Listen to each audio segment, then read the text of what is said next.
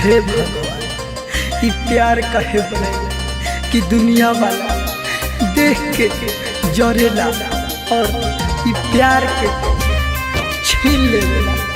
बताई हे भगवान, रउए कुछ उपाय करी। बेरहमी से प्यार करे वाला के मार देवल जाता, जान ले लेवल जाता। बताई हे भगवान।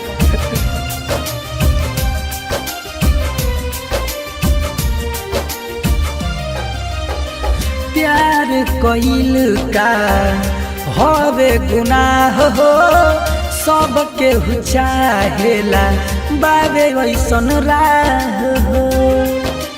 ए भाई हाँ, प्यार कइल का हवे गुनाह हो, सबके चाहेला बाबे वैसन राह हो।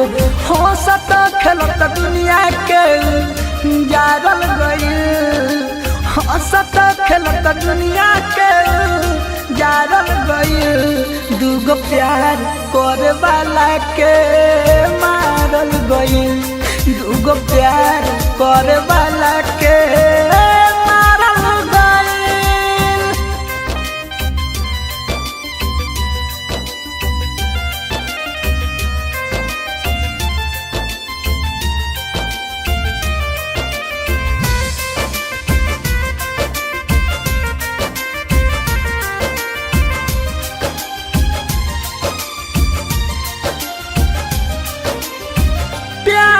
ऊपर वाला के हवे वरदान हो, तब काहेली हले दूगो प्रेमी के जान हो।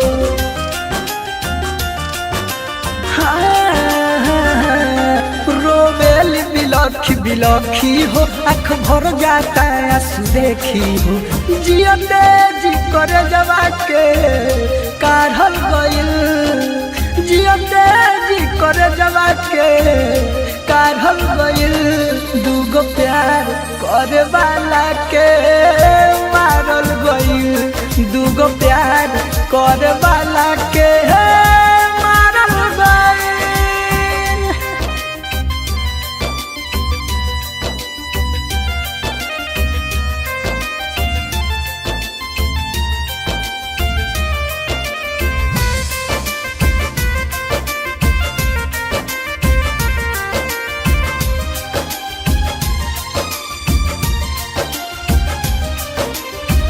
घरे बुलाई जन से दिहले उमार हो, लाठी मुका डंडा सताई बिजली के तार हो।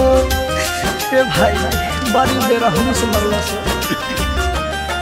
मरल पानी बिना दीवाना हो। रब कैसन बा जमाना हो, टून टून चंदन रोवे जारल गइल, टून टून चंदन रोवे जारल गइल।